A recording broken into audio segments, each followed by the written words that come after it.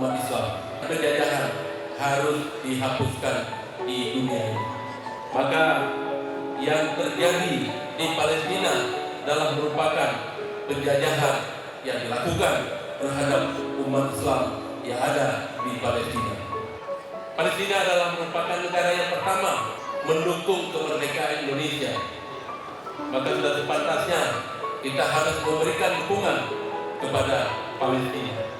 Walaupun Palestina tidak ada henti-hentinya mendapat serangan berbagai kejahatan yang dilakukan Israel terhadap Palestina, tetapi negara Palestina menyempatkan diri membantu kita pada saat kita terkena bencana tsunami